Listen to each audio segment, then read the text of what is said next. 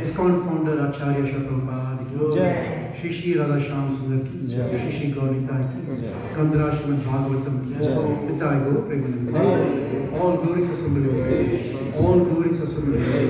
All glories are symbolic. All glories, all glories, all glories to the lotus feet of Shri Shri Guru and Guranga.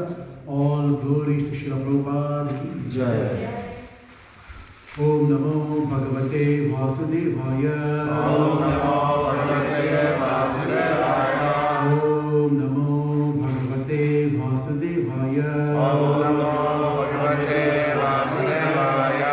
Om Namo Bhagavate Vasudevaya. Om Namo Bhagavate Vasudevaya. Narayanam Namaskrityam. Narayanam Namaskrityam. Naram Chaiva Narottamam. Naram Chaiva Narottamam. Saraswati Vyasam. Dedem Saraswati Vyasyam. Atho Jayamati Nastapray Sabhadreshu. Nastapray Sabhadreshu. Nityam Bhagavata Sevaya. Nityam Bhagavata Sevaya. Namashloke. Bhavati Namasloke. Bhavati Naishtiki. Bhavati Naishtiki. Reading from Srimad Bhagavatam, Canto 10, entitled Samam Bonam. Today we are reading chapter 73, entitled Lord Krishna blesses the liberated kings. Today we will do text 7, 8 and 9. 7 and 8 does not have a purport, I read it myself. And text 9 we will recite together. Text 7, chapter 73 of 10th canto. Krishna sandarsananada drish Dvashta samrodhana klamaha Rashasham sur kritikesam Girvihi prajanyo rupaha. Translation: The ecstasy of beholding Lord Krishna Having dispelled the weariness of their imprisonment, the king stood with joined palms and offered words of praise to that supreme master of the senses. Next day. Rajana uchuhu namaste deva devacha prapannarti haravya prapannan pahina krishna nirvinan gora samskrite. Translation. The king said, obeisances to you, O Lord of the ruling demigods, O destroyer of your surrendered devotees' distress. Since we have surrendered to you, O inexhaustible Krishna, please save us from this terrible material life which has made us so despondent. Text 9, please repeat. Nainam natu nu suyomo Nainam nata sunyamo Magadham madhusudana Magadam madhusudana Yad bhavato Anugraho yad bhavato Yam Raja Chaturvibho Rajnam Raja Chuturvibho Nainam Natan Suyamo Nainam nata sunyamo Magadham Madhusudana Magadam madhusudana Anugraho Yad Bhavato Anugraho yad bhavato Yam Raja Chaturvibho Rajnam Raja Chuturvibho Nainam Natan Suyamo Nainam nata sunyamo Magadham Madhusudana Magadam madhusudana Anugraho Yad Bhavato Anugraho yad bhavato Yam Raja Chaturvibho Rajnam Raja Chuturvibho Nainam natanu suyamo Nainam natanu suyamo Magadam madhusudana Magadam madhusudana Anugraho yad bhavato Anugraho yad bhavato Rajnam Raja Chuturvibho Rajnam Raja Chuturvibho Nainam natanu suyamo Magadam madhusudana Anugraho yad bhavato Rajnam Raja Chuturvibho Nainam Nathayo Sumayo Nainam natanu suyamo Magadam Madhusudanam Magadam madhusudana Anugraha Jadbhavato Anugraho yad bhavato Akam Rajachuti Vibho Rajnam Raja Chuturvibho Questions? Nainam natanu suyamo Magadam madhusudana Anugraho yad bhavato Rajnam Raja Chuturvibho Nainam Natan Suyamo Magadham Madhusudana Anugraho Yad Bhavato Rajnam Raja Chaturvibho Nainam natanu suyamo Magadam madhusudana Anugraho yad bhavato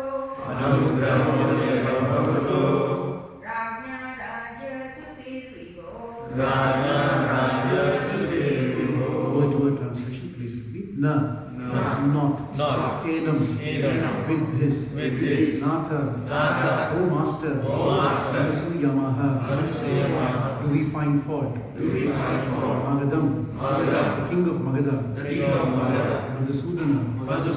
O Krishna. Anugraha. Mercy.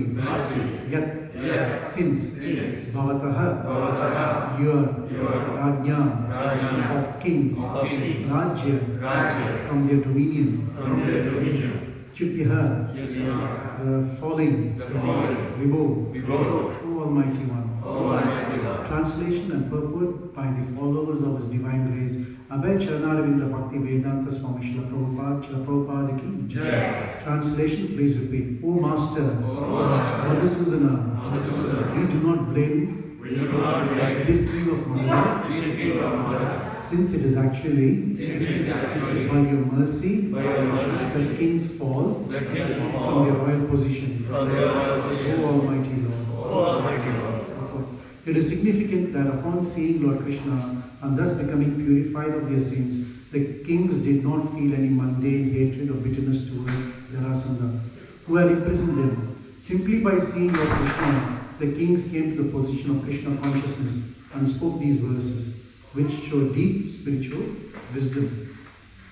Om Ajnana Timirandasya Jnananjana Shalakya Chakshurumita Mena Tasmai Shri Guruve Namah Sri Chaitanya Manovisam Stapita Mena Bhutale Swayam Rupa Gadamahyam Dadati Svapadantikam Vancha Kalpakara Vishchik Kripastam Vidyayacha Patitanam Pavanabhyo Vaishnavibhyo Namo Namah Jai Sri Krishna Chaitanya Prabhu Nityananda Sri Advaita Gadadhara Sivasagi Gaura Bhaktivinoda Hare Krishna Krishna Krishna Hare Hare Hare Rama Rama Rama Hare Hare.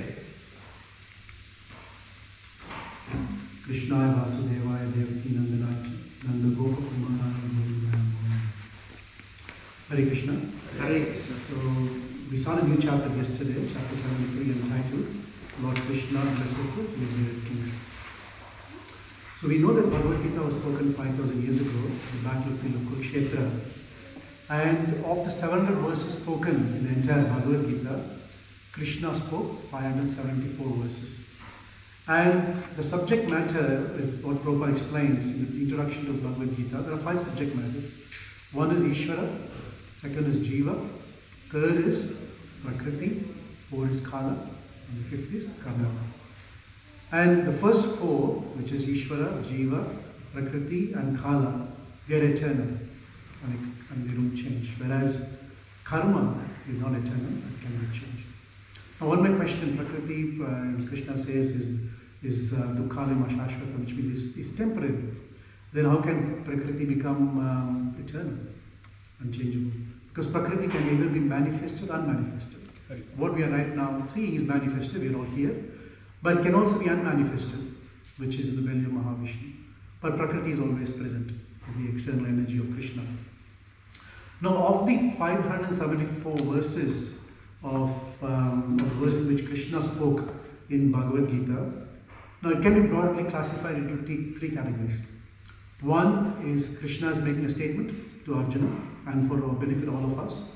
Then Krishna is giving instructions, very specific, that you should do this or you should not do that. And Krishna gives a promise that if you do this, I promise you that this outcome of this will be this.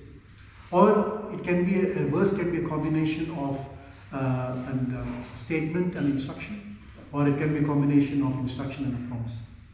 So for example, if you see statement, the very first statement Krishna makes is 2.13. Dehi nasmita dehe kaumaram yavanam jara tata dehantarate. That's the first statement Krishna makes, which is about the soul, the journey of the soul from one body to the other, just like how we change from childhood to boyhood to youth and old age. So similarly, the soul of the journey, statement. Now if you look at the instruction, the very first instruction is 2.14. Matra sparshasta kaunteya shitoshna sukha dukkada agama payam pristya stam kadishasvara. Very first instruction, the most important instruction, is happiness and distress in the material world are like the appearance and disappearance of winter and summer seasons. We have to tolerate. Right now it's winter, so we just have to tolerate. We wear jackets and put on the heater, we have to tolerate. And summer we do the same thing. So similarly, happiness and distress will come. And Krishna is giving us instruction that we have to tolerate them. And then the promise is, Krishna also gives promises. Like for example, Janma karma cha me divyam evam yo veti tatvatah taktva deham punarjanma naiti mameti so arjuna. So what is Krishna saying? If you understand the transcendental nature of my activities and the birth, upon leaving this body, you will not return. That's a promise Krishna is giving. So like that, Krishna classifies his 574 words into these 3 categories broadly.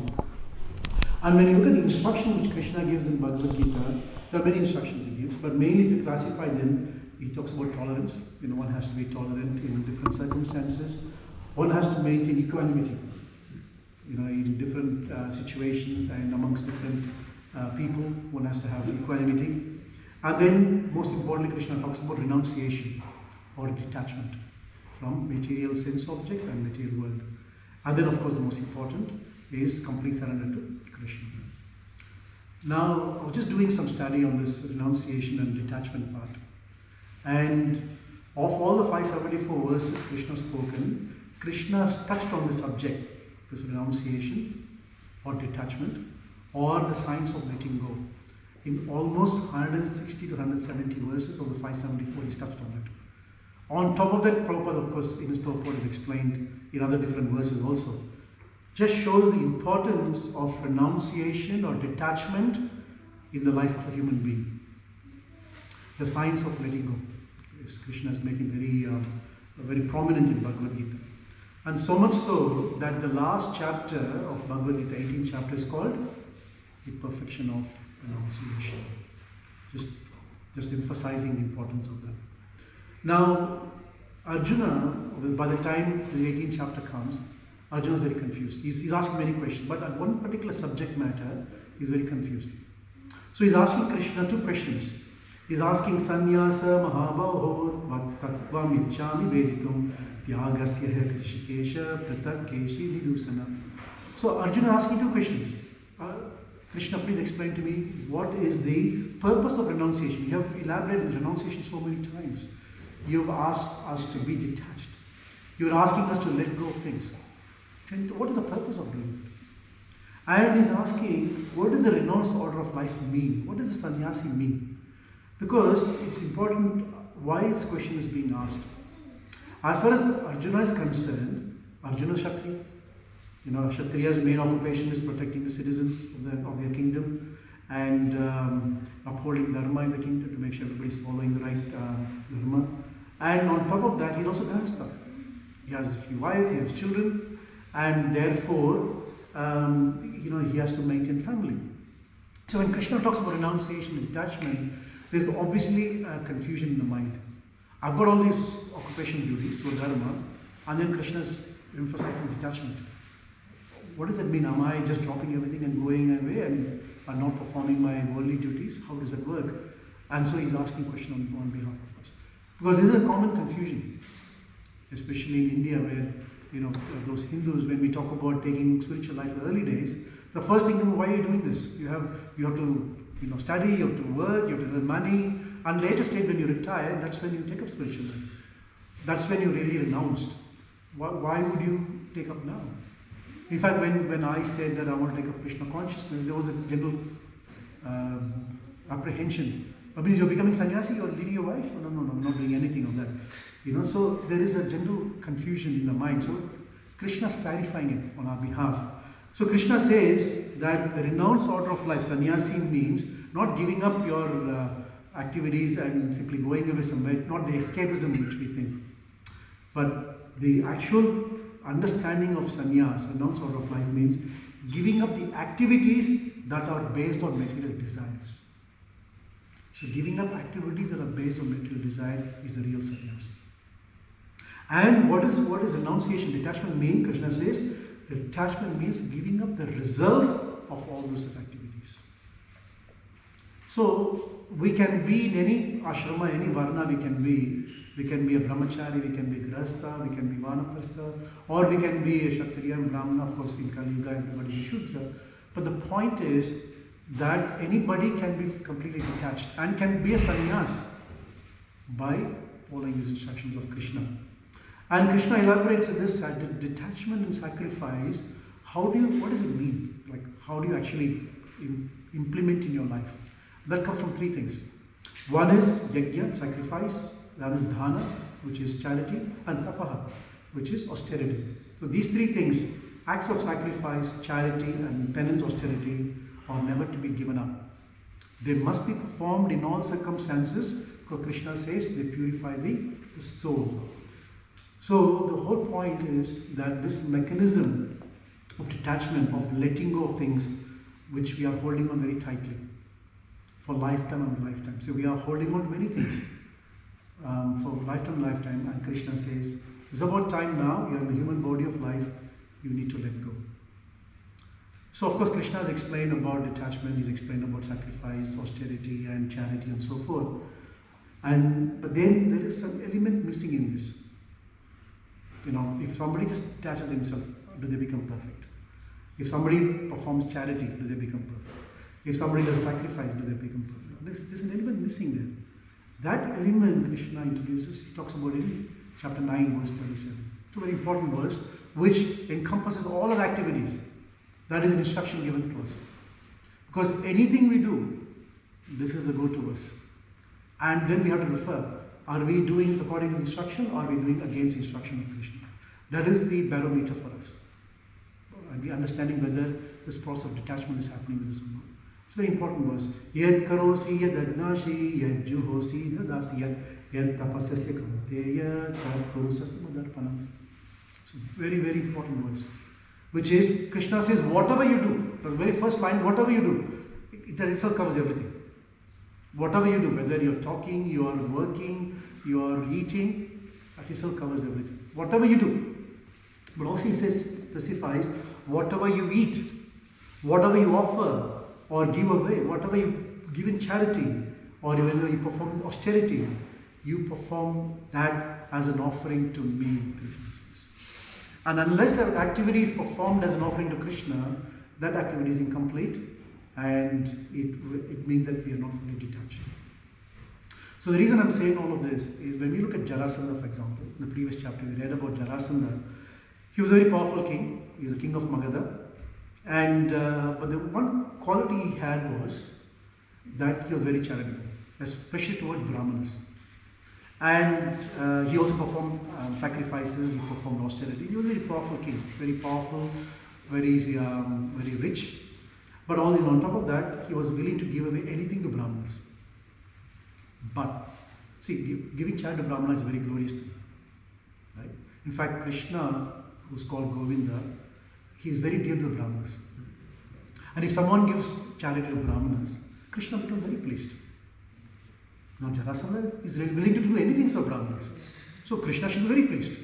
Oh, look at this, this living entity is looking after those Brahmanas who are very dear to me, so he's very good.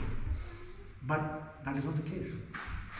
Now Krishna's come here to kill Jarasandha, not to glorify him. Of course, mercy is always there, but to kill Jarasandha.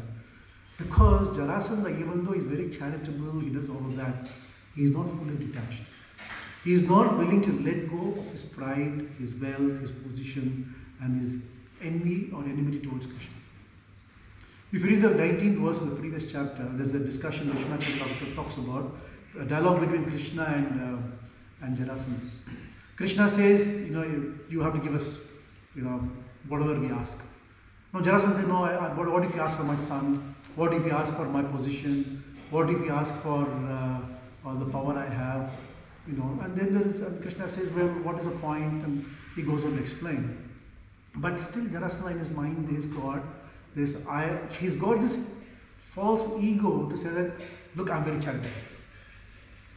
To do some good also, like in mode of goodness, somebody says, I'm very charitable, but there's a pride. That's why we're very careful that we can't be proud of being in mode of goodness also. Because mode of goodness, we become very proud. Look how I get up in the morning, I do so many things, and that can lead to pride. One has to be very careful. On the other hand, the kings who have been imprisoned, 20,800 kings who have been imprisoned by Jarasandha. Look at them, how when they were released from captivity by Krishna, the first thing obviously they offered their prayers to Krishna. They looked at Krishna, and we read from yesterday's verse 1 to 6 verse. They looked at the beauty of Krishna. How beautiful Krishna is. Wearing a yellow garment. He's wearing a beautiful Kaustuba gem. He's got Trivasta on his chest. And he's got a Vaijayantimala. And looking at his beauty, they were just so enamored. And then they offered some beautiful prayers. Now, as we know, Bhagavatam is full of prayers from great exalted personality. And we talked about the importance of prayers, importance of obeisances in the previous classes.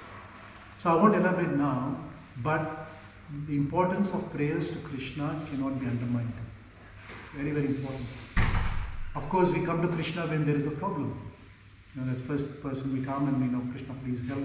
And that's time we try to really become humble in one sense.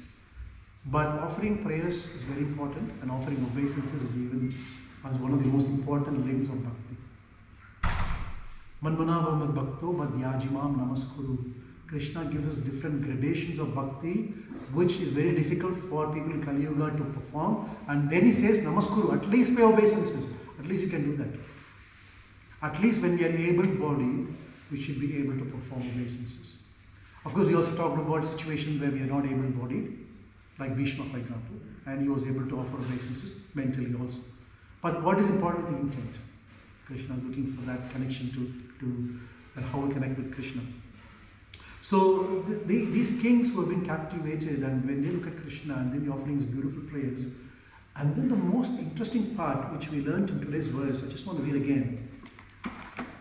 Something which really I want to talk about is the science of letting go.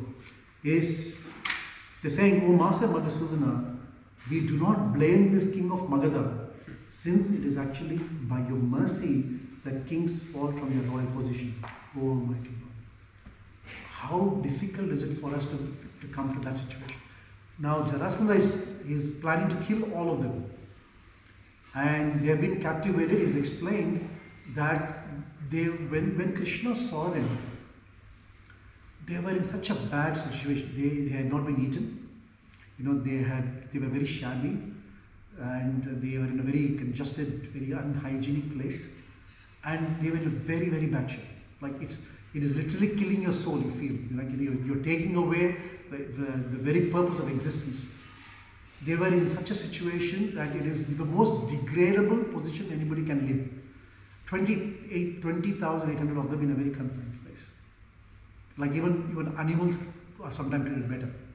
They were treated worse than animals. And when Krishna released them, and they looked at Krishna, and just looking at Krishna, the whole knowledge dawned on them. And what did they say? They said, we are happy to forgive Jarasandha. We are happy to let go of everything he has done to us, because everything is happening by your mercy.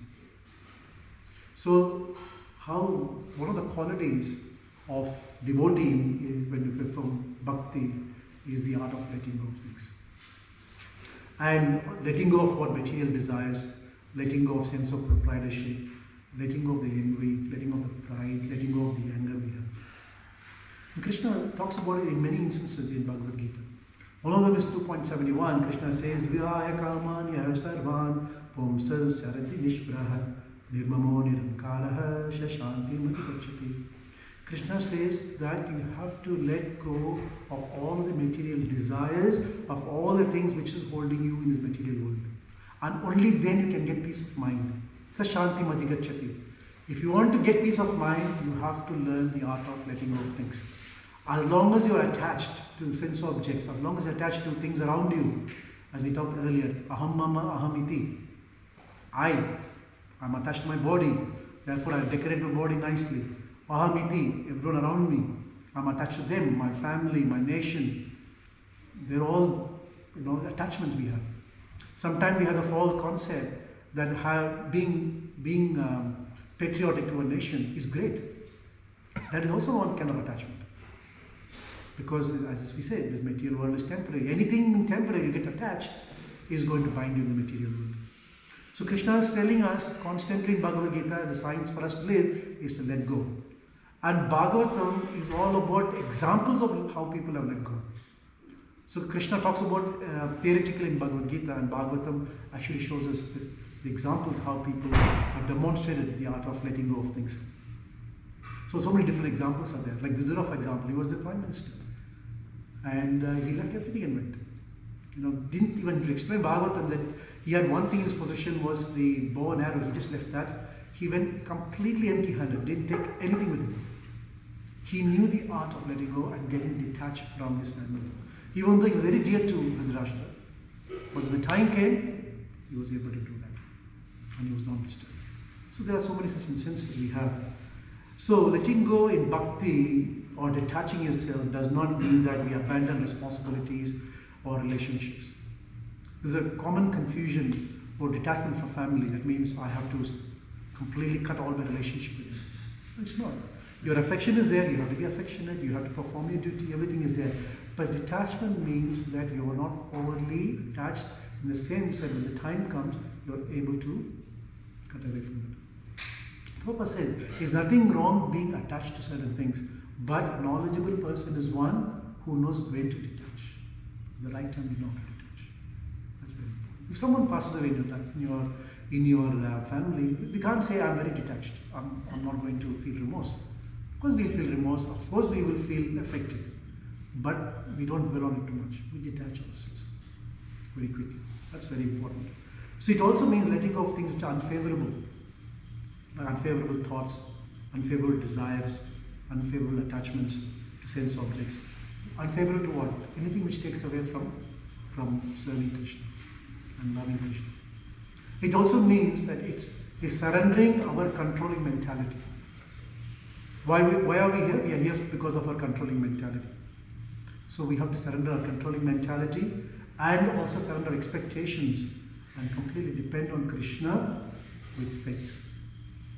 And that is only possible when we have the right knowledge. The material knowledge which we learn from school and college and university, that knowledge we get actually help, they force us to get attached to things. It's the exact opposite. They don't want us to let go. They are forcing us to get attached. But this knowledge we're talking is the spiritual knowledge, which is only possible for us to get detached. And this knowledge, the spiritual knowledge we get, is only possible when we take up the process of bhakti. Any other process will not give you the right knowledge for you to get detached. Explained in Srimad Bhagavatam, Vasudeva Bhagavati Bhakti Yoga Prayojita. If you perform bhakti towards Vasudeva, what will happen? Two things will happen simultaneously. You don't have to do any extra endeavor. Two things will happen simultaneously. One is Janayati Ashru Vairagyam. Jnanam cha ahitiki. Vairagyam means detachment, the art of letting go. And Jnana, the knowledge. The knowledge and detachment is happening simultaneously. When Arjuna asked Krishna, he said, this Chanchalahi Mana Krishna, this mind is very turbulent. How do I control it? Krishna gave two things. One is Abhyasa and Vairagya. Practice and detachment. Detachment. Why is Krishna introducing detachment there? The art of letting go. And that's why we're reading the kings, even though they're such kingly order, they can say, thank you for releasing us, Krishna. When can we go back to our kingdom?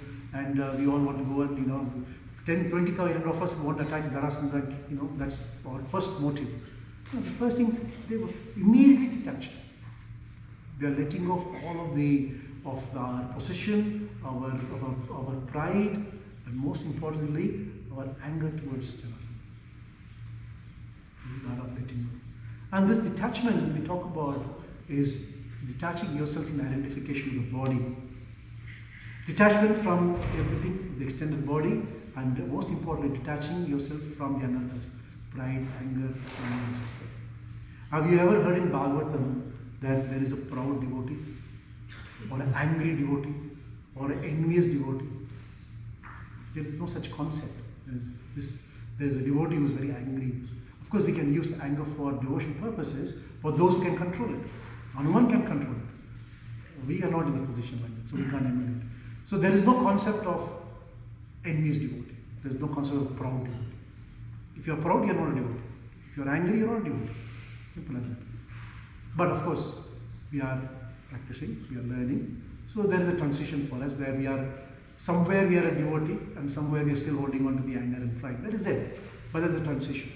But when you are fixed as a devotee, when you qualify as a proper devotee, then there is no concept of being in anger or envious and so forth.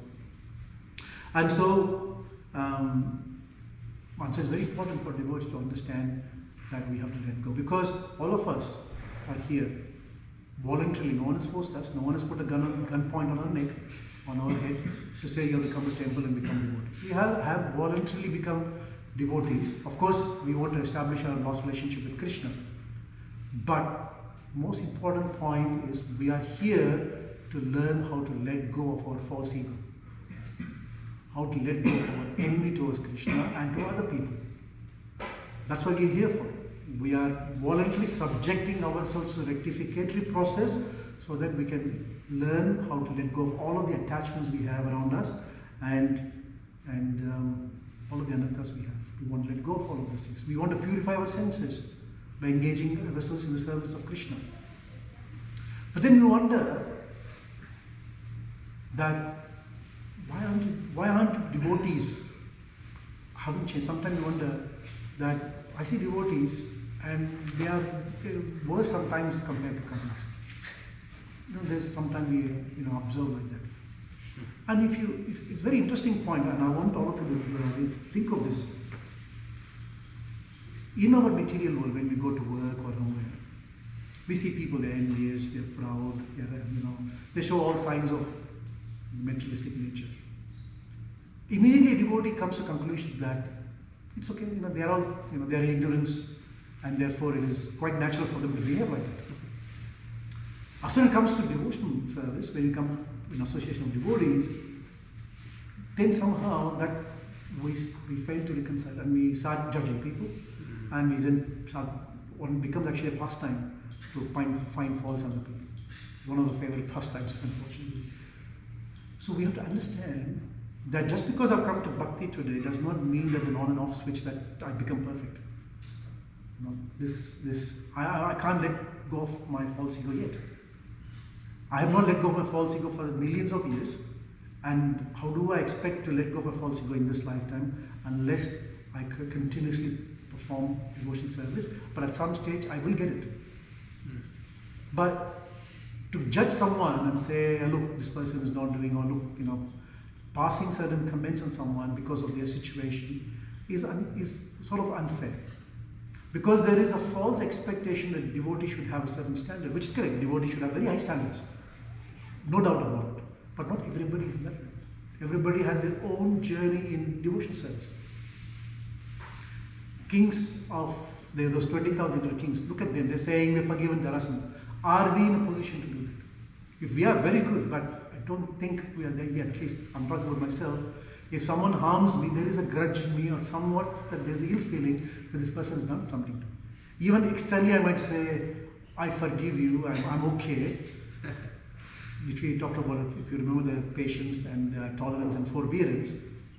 I might exercise some patience, but the time comes I'm ready to attack. Or I might have some tolerance, okay, that's fine, I have to. But internally there is this thing going in me, which is bothering me all the time. To get to that state it requires a lot of spiritual practice. It requires some maturity. And it requires, the most important is, we have to start letting go of things. We have to start somewhere, because we have come here to this platform to let go of false ego. There is no point in holding on to it. It is silly, it seems sometimes, that, for example, that I want to give Gauranya Prabhu $1,000. That's a very good smile. But I'm holding on to it. No, I'm not giving it to you. But he said, you're committed to doing it voluntarily. But I'm holding on, just holding on to it. Because the same way, we have come in front of Krishna. I want to shed my false ego. I want to give away everything.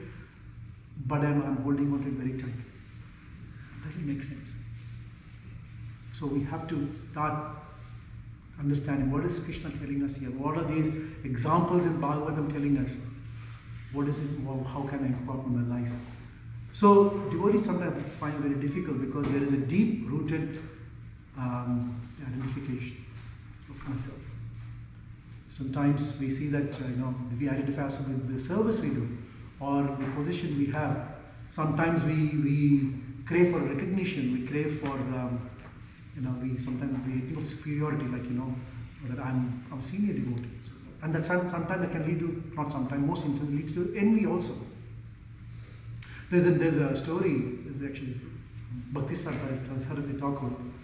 He had a disciple, and this disciple was quite knowledgeable. He was very pakka in Shastra, very pakka in his service, and he was leading a temple, and he was doing many services, and so much so that he started becoming very proud. Look how great I am, that my spiritual master has given me so many different opportunities, and he's given me such recognition, he's given me his position, and so forth. And Bhaktisiddhanta Thakur noticed that this tendency is starting to become actually unfavorable for him because he was becoming very proud. So proud that he was starting to actually criticize other devotees. Even though other devotees were giving him some good suggestions, this person was so arrogant and so proud that he would just simply reject, this is what I'm going to do. And he started to show some signs of envy, arrogance, pride and everything. So after noticing this, Bhaktisiddhanta Thakur, what he said was, he called him and he said, look, I got a very, very important service for you and I would like you to do it. And this person thought, wow, I'm already doing great things. Now he's going to give me more great things.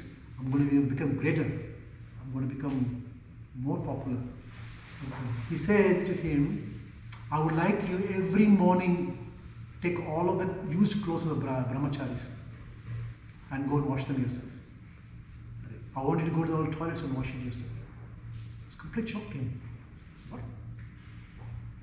I'm managing temples, I'm doing all of this, and really, my spiritual master is asking me to wash clothes of somebody else.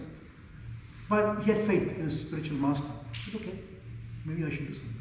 He did it every single day, continued to do it for months, and then finally it dawned upon him. He actually started feeling lighter and lighter and lighter. Why? He started letting go of his pride.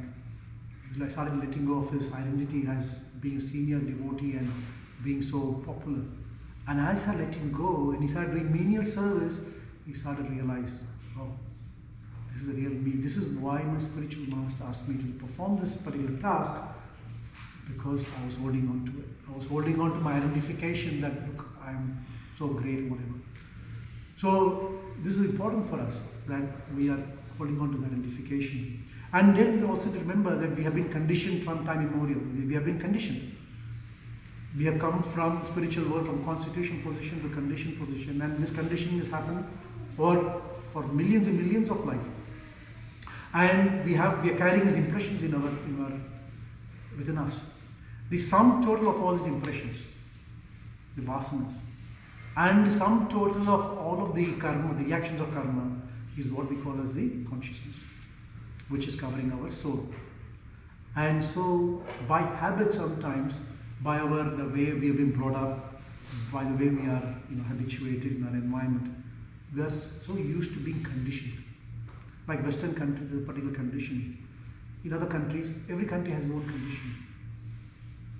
Even within a particular family, a child is brought up in a particular way, and the child is conditioned by that. I'll give you an example. Rasaraj Goswami was born in a very, very rich family. Very rich parents, a very, very rich father was, in those days we can say it's millionaire. He had, bucket loads of gold coins. So rich he was that he had so many servants, and he would be fed every morning in a golden plate. And no one will allow him to do any service because there were hundreds of servants. So he was literally born not in a silver spoon, a golden spoon. That's his born. But in his childhood, he had this tendency that he wanted to surrender himself to Chaitanya Mahaprabhu. He had a sincere desire that I want to dedicate my life for serving Chaitanya Mahaprabhu. So he approached Chaitanya Mahaprabhu. Mahaprabhu said, go to Puri and go and work under the instructions of Swarup Damodar Goswami. He said, go and Swarup Damodar Das, you go work with him and take instructions from him. So he went. Now, those who know read Chaitanya Charitamrita know that Swarup Damodar Das was living an absolutely menial life. He would have prasadam from Jagannath, which is being discarded. The prasadam would have worms in it, and he would take the worms away, insects away, and then honor the prasadam.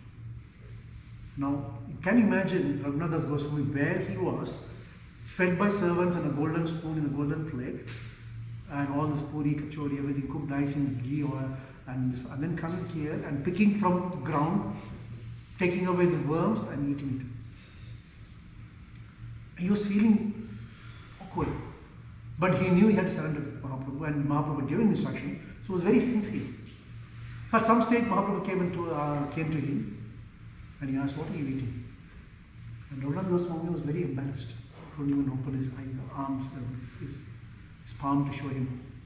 Mahaprabhu said, "Go," and he opened and he found prasadam with worms. And Mahaprabhu took a little bit, ate it, and he said, "This is the most sweetest and the greatest prasadam I ever had." Jagannath Prasad, how can it be bad? Raghunath Goswami realized at that time the reason why Mahaprabhu had asked him to do it. Because even though he wanted to surrender, but in his heart the tendency to be opulent was still there. So he had to let go of all of that. So Mahaprabhu forced him to do that. And then, of course, we know the Goswamis, one of them, the great personality he was. And again, we read in Srimad Bhagavatam, Dhruva, for example, Dhruva had the desire to have a kingdom greater than his great-grandfather. Who is his great-grandfather? Brahma. He owns the entire 14 planetary systems, and Dhruva wanted to have a kingdom greater than that of Brahma. That was his desire, and he performed severe austerity for 6 months. The last month he had withdrawn his breathing so much so that there was no air in this universe, and all the demigods were panicking. That is the severity of his austerity to gain a kingdom greater than Lord Brahma. When the Lord came, what did Dhruva say? Nothing. He just couldn't say anything. He was dumbstruck. What do I say? But such beautiful opulence, Lord in front of him. The Lord placed a conch shell on Dhruva's head.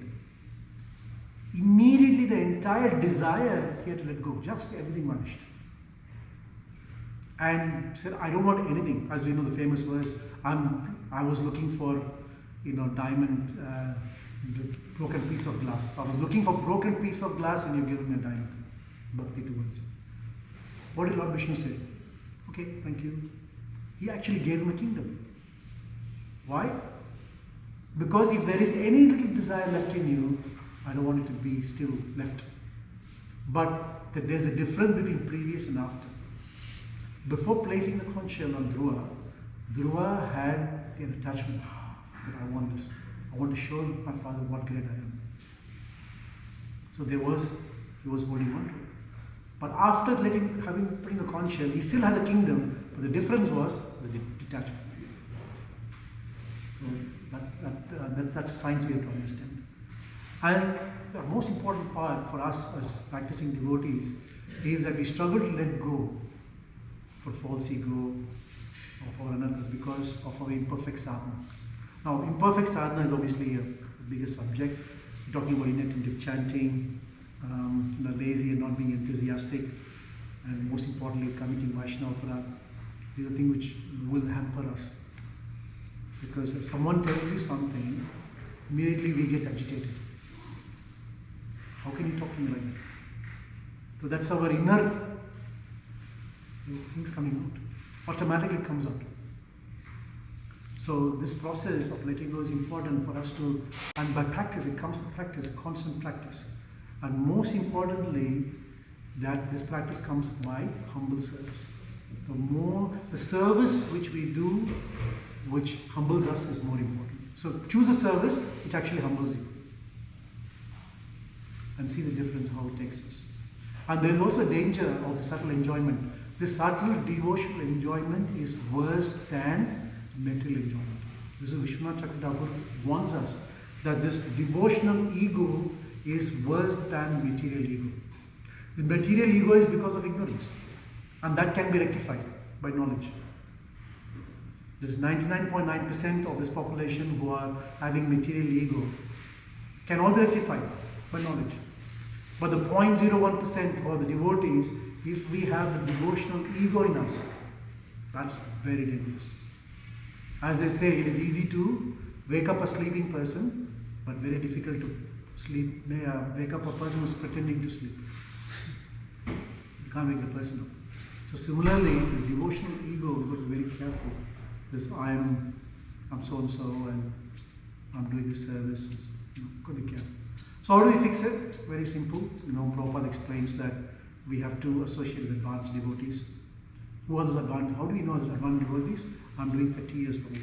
I'm 35 years. No, devotees who actually practice what they preach. Can you see that in practice? Can you see them walking the talk? Very important. Mahaprabhu himself did that. Krishna did the talk. Everybody's confused. What does surrender mean? What does detachment mean? You don't understand. He told us. Mahaprabhu came. This is how you detach yourself. Next day of his wedding, second marriage, he got. So next day he left. Sannyas. To show, look at this is detachment. I'm letting go of everything. And surrender process. He showed how to surrender. So very important. And of course, as I said, service. We have to serve with humility. Also take up a service which humbles us. And most importantly, we have to sincerely pray to Krishna. One thing I would want to say is, as devotees, we have to be very honest. Sometimes we all have a two-faced life. Two-faced life outside, like I'm giving Bhagavatam class nice here. And then outside when I go, I talk about exclusivity of Krishna.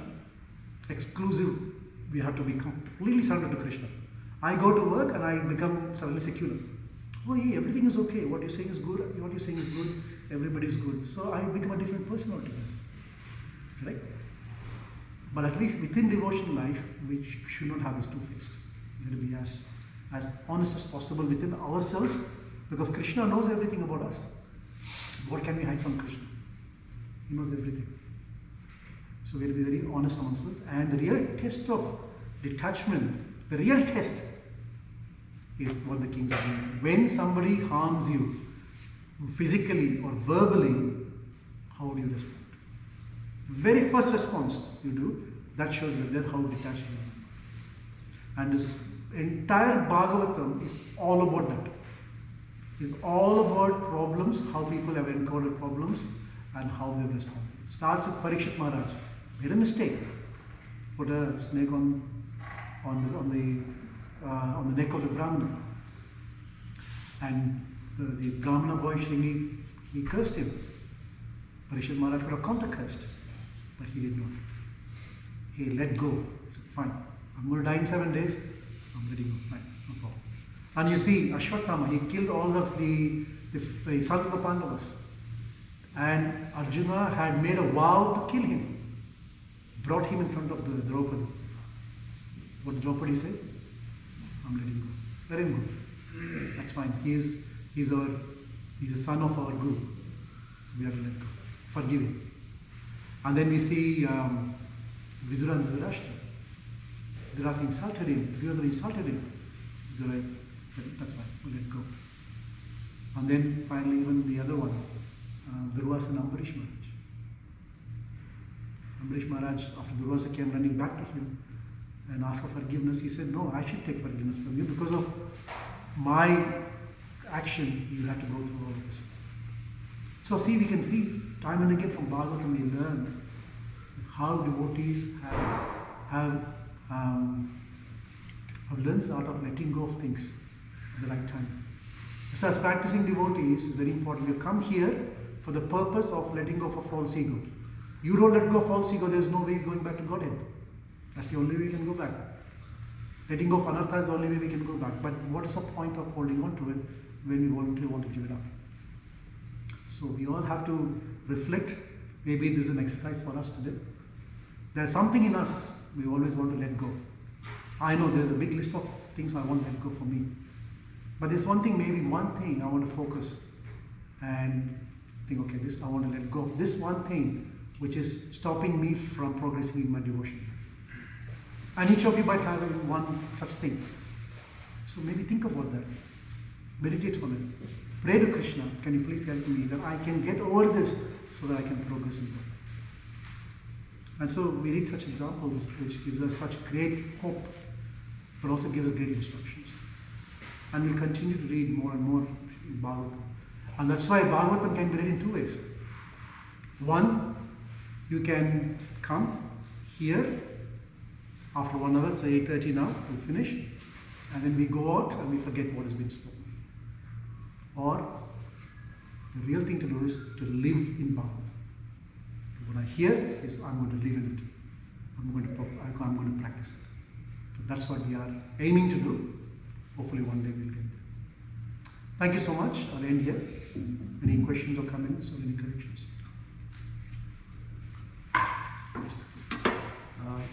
the story of Jarasandha and King Somagas, and how these kings became humble and forgive. So, if you see in this case of if both are devotees, like Jarasandha is devotee, and these kings also devotees, so these kings can be already humbled, so they will forgive by their nature.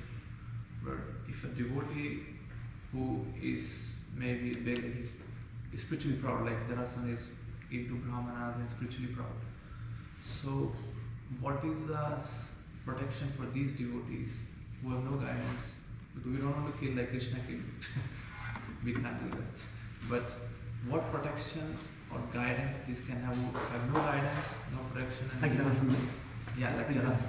For these devotees, because these are many cases like who engage other devotees, they think they're engaging them, but they feel exploited. And later on, these devotees, they also get lost because of offenses. The biggest problem, the real problem with Jarasandha is because his association with Shishupal. Shishupal is very, very envious, as you know, by nature. And so his association with Shishupal was the biggest downfall for him. No, Jarasandha had every opportunity, because Krishna is personally there, Pandavas are there, Vidura is there. There are every opportunity at the time for him to have rectified that situation, as you rightly said. But because of his very, very close association to Shishupal, that was his downfall. So he should have been intelligent, and he didn't do that. And so later, of course, when the time he realized, Buddhism was too late. So yes, there are opportunities for devotees.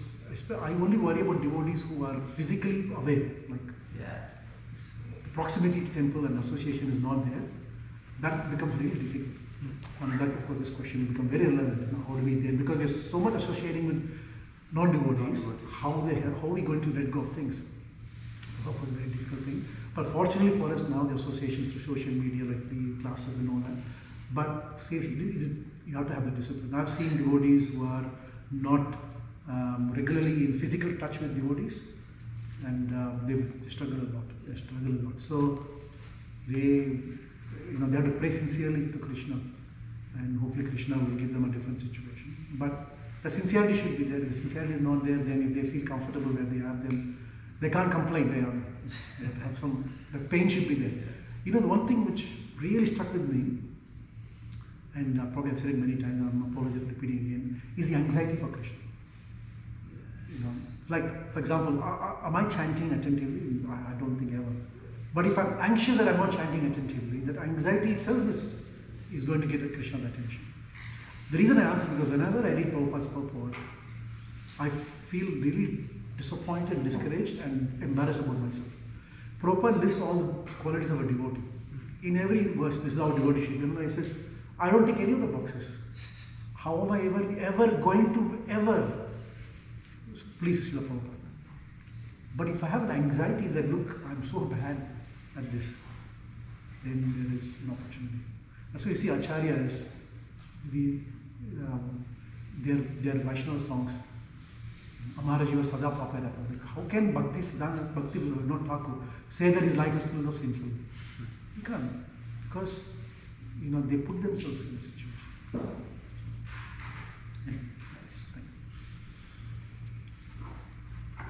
All right. Thank you so much. Kanza Srimad Bhagavatam ki Jai. Prabhupada ki Jai.